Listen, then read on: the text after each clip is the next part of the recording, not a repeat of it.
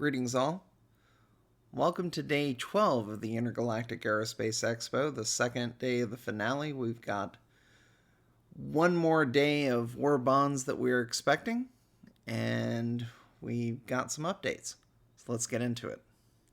Going into today, we picked up 2 Warbond offers, and we lost one from yesterday. Fortunately, it was not the one that offered the biggest value. For today, we got the Scorpius at $240 for $20 down to $220. We also got the Valkyrie, and this is a $25 discount to $350. This fits very, very well after the Redeemer Best in Show, because there's not a lot in between. There's a Starfarer Gemini you can use to squeeze $10 more of store credit in there, but other than that, not a lot of room. So one right after the other is super acceptable. And then from yesterday, they still have the Banu Merchantman. They still have the Orion, and this is big. This was a $75 hit. I was very afraid yesterday this was going to go away this morning, but it's still here, and we're grateful. And the Polaris is still out there. So looking at anchor points, the Scorpius, as mentioned before, is a $20 discount down to $220. Our nearest anchor point is the Hurricane. There were some old Warbonds within the last year that were offered for the Hurricane, so if you're sitting on one of those, that's pretty good. But since we're toward the end of the event, you would not be wrong to directly just hook this to the A1 Spirit, which is part of the chain that we've established over the last 2 weeks. And those are your 2 best options. So here we have the Valkyrie, and this is really the news of the day, except for the fact that the other Warbonds are still out there.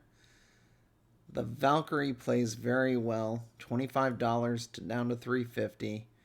You can link off the Starfarer Gemini to make it a $10 Warbond. But other than trying to squeeze store credit in there, there's not a lot of reason to do that. Because here's the Redeemer, which we've got a best in show option for. And then we're down to the Mole after that. There's just not a lot of options here. So, quite frankly, unless you're trying to squeeze in store credit, it's best just to hook it to the Redeemer. So here's what our CCU chain looks like if we're only using stuff available on day 12. That would be today. The big news being the Valkyrie's now been dropped in there for an extra $25 and a total discount of $285 if you're going all the way to the Polaris. The Scorpius is a bit of a weird case, and not only does it overlap against the Corsair Best in Show, making it unusable in that regard, but it also overlaps with some of the daily Warbonds earlier in the event, which we'll get to in a minute. While you could take a flyer on the Scorpius in case there's some weird Warbond that comes in tomorrow in the upper 200s, it's probably going to be so rare that it would be usable with a Scorpius and not with a Corsair that just doesn't seem very viable. I'm going to wait to recommend such a thing until we actually see something. Keep an eye on that 285 number for the Polaris as we go to the next slide. So here's our full event chain. And here's why I wanted you to keep an eye on that number. And I just wanted to point this out. If you haven't been taking a lot of these dailies over the course of the chain, it provided options and ways of tightening the chain a bit, but really has only generated another $20 worth of value, primarily based off the Sontak Yai with its $15 discount, and the fact that the Prospector Saber is $5 better than the SRV. Even if you didn't bag a bunch of these, you're not missing out on a lot. You still have very viable chains to work with from the previous slide to get some very substantial savings. That out of the way, we've got our Valkyrie in here for another $25. Our savings is up to $305.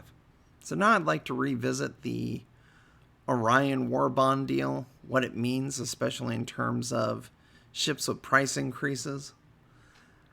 The price was increased from $575 to $650 right before the event, and we of course couldn't take advantage of a $575 price because it wasn't available to purchase until Mist Day, where the $650 price came in.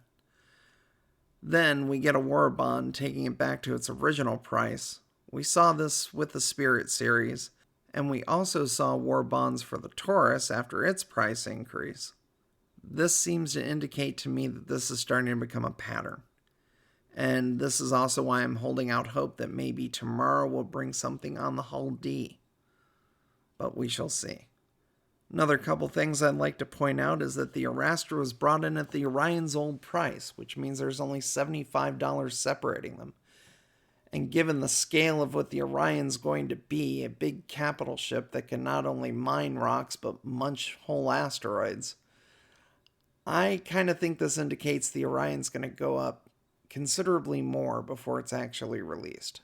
So, just throwing all that out there, if you can get it, and you have aspirations to get ships above 650, or you want to get the Orion, this is probably as good a deal as you're going to get at this price point. Lastly, I'd like to bring in the Valkyrie into our gap-filled chart from yesterday's video. And just as a quick orientation, everything green is a Warbond, everything in blue is a potential spot to squeeze in some store credit. As mentioned before, you can get the Valkyrie to the Starfarer Gemini just so you can squeeze $10 more in between the Redeemer and the Gemini. Otherwise, I'd probably go straight from the Valkyrie to the Redeemer Best in Show. It's too late in the game in the event to mess around anymore. And unless you've got the store credit to jump in, there's no point. And that is it. This is day 12. We only have one more day for additional Warbonds, unless they surprise me with some last-minute ones in the last few hours of the event. And it's been quite the journey so far, and we're almost at the end of it. Thank you for taking it with me, and take care.